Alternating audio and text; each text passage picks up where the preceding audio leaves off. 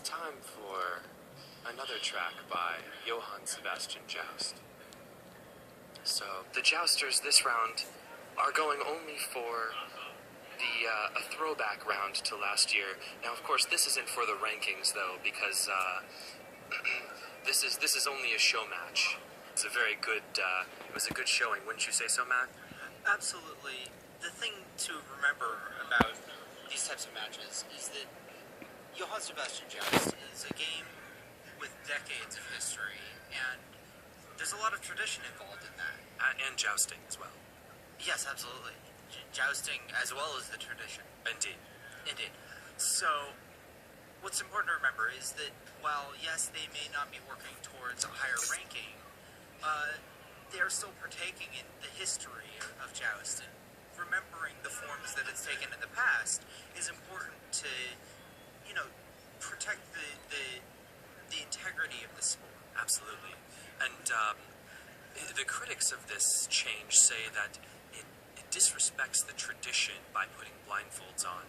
But I, for one, believe that there could be a separate league, one for each style.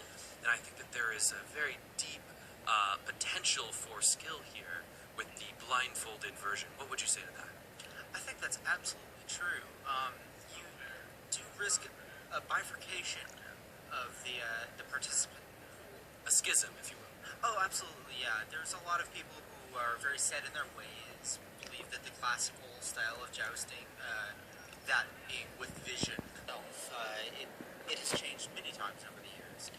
And yes, you see, in fact, this traditional bow at the beginning of the match, that is absent from the blindfolded matches, and I think that I really do enjoy that, and I think that speaks to the centuries of tradition as part of jousting.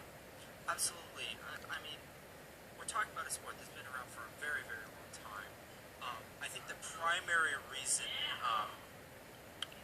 that they have decided to move away from that traditional bow at the start of a match is that there was a movement recently just before the change to the blindfolded, the addition of blindfold, and they tried to involve actually headwear helmets to protect the players' heads, and it turned out that that was so strongly opposed by the Players' League.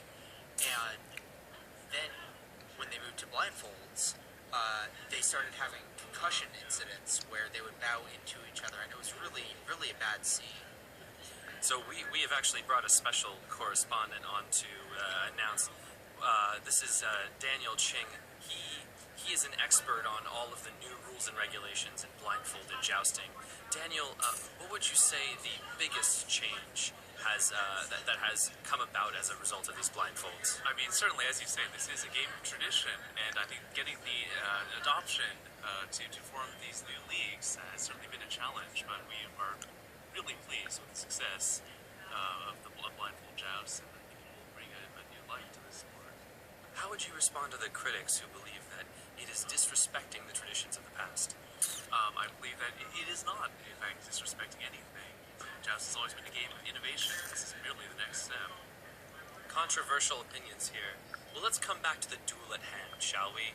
This is another beautiful piece from Johann Sebastian Joust. We just saw a performance of the two giants of the league, David and Tristan. I can't even remember. Travis. David and Travis. Apologies, viewers. Yes. So, as you can see, although Garrett was masterful in the new blindfolded league, he is surpassed by some of the other more skilled jousters, although he was able to use his lightning-quick blitzkrieg strategy to great effect in this joust. A gracious winner in all things. Absolutely. Although there was the collusion incident